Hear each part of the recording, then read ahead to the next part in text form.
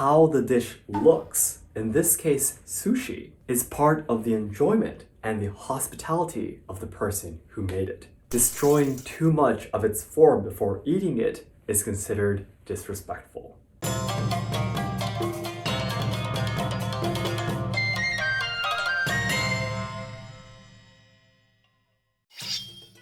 皆さんこんにちは and welcome to Let's Ask Shogo. I'm very sure that for many people, one of the things that you're drooling to eat in Japan is sushi, right? Yes, sushi is one of Japan's traditional cuisines that have centuries of history. And they are of course one of the most delicious things you can eat in Japan. However, because it has such a long history and can be regarded as a very luxurious meal, there are actually quite a lot of taboos and rules regarding eating sushi. So today, as a Japanese man who could eat sushi every day, I will explain the 5 taboos related to eating sushi. The taboos will get more and more critical towards the end, so I hope you can check them all out.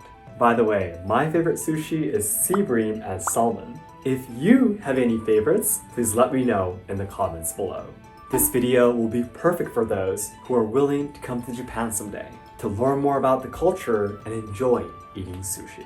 And as I always say in these manner videos, many Japanese people too don't know about these rules or make mistakes. And the purpose is just to reassure my viewers who are a little nervous about possibly being rude at restaurants. So please just keep the things I introduced today somewhere in your mind. And when you actually come, please just fully enjoy the meal as you like. それでは本日も食べてまいりましょう。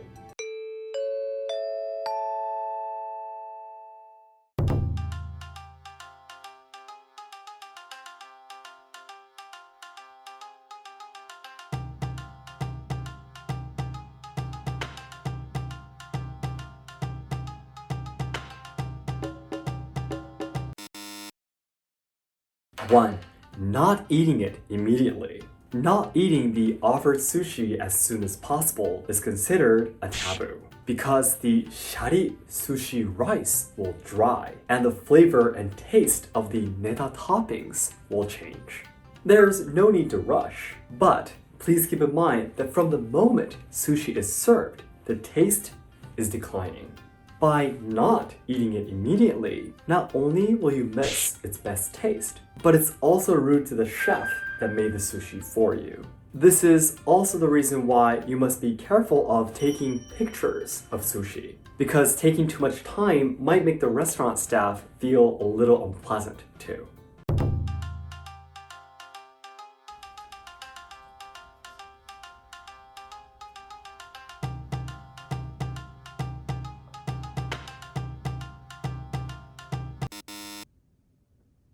Two, putting soy sauce on the rice. You should never put soy sauce on the rice because of 3 reasons. 1. You could accidentally put too much soy sauce. 2. The rice will fall apart.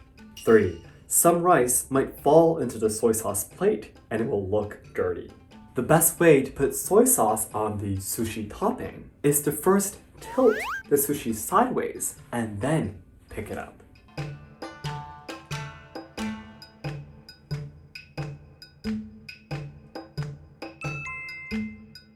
But be careful not to put too much soy sauce on, because it will change the original taste of the sushi. It's best to put just a little bit on the tip of the topping.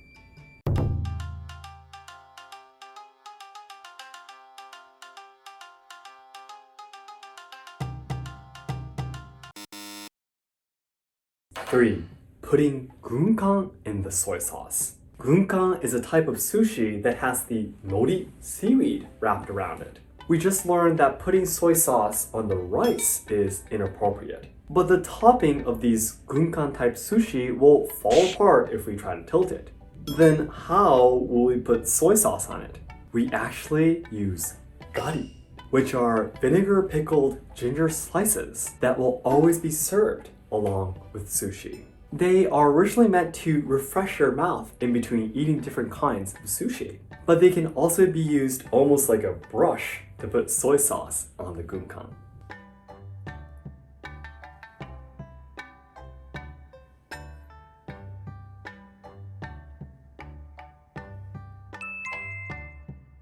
By the way, the standard type of sushi you might imagine is called nigiri, which literally means to grip.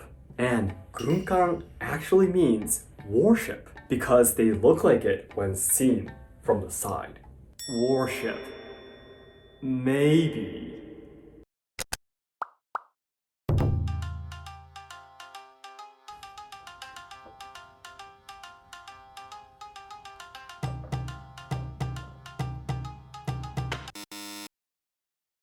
Four, separating the fish and rice. Recently, even among the Japanese, there are some people who just eat the topping and leave the rice because they want to suppress the amount of calories they take. However, this act is like eating just the meat inside a burger and throwing away the rest. And it is considered nasty and very rude to the chef who made it.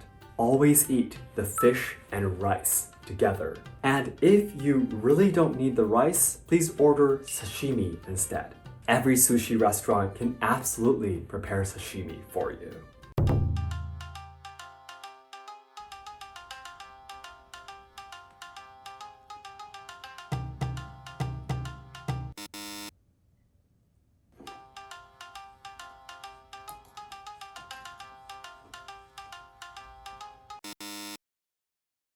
Five, not eating it in one bite, breaking the sushi.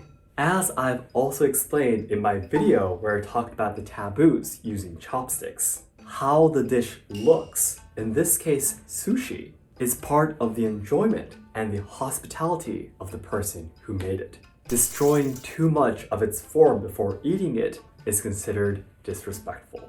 Always eat the sushi in one bite. And if it's too big for you, it's not impolite to ask for a smaller cut of the fish or less rice. Then lastly, today's conclusion. I introduced the 5 taboos regarding eating sushi. 1. Not eating it immediately. Please keep in mind that from the moment the sushi is served, the taste is declining. 2. Putting the soy sauce on the rice. Put soy sauce only on the tip of the topping by tilting the sushi to the side when you pick it up. 3. Putting gunkan in the soy sauce. Use the gari to put soy sauce on the gunkan sushi. 4. Separating the fish and rice. If you don't need the rice, please order sashimi instead. 5. Not eating it in one bite, breaking the sushi. How the sushi looks is part of the enjoyment and hospitality of the chef. So that's it for today. Thank you very much for watching.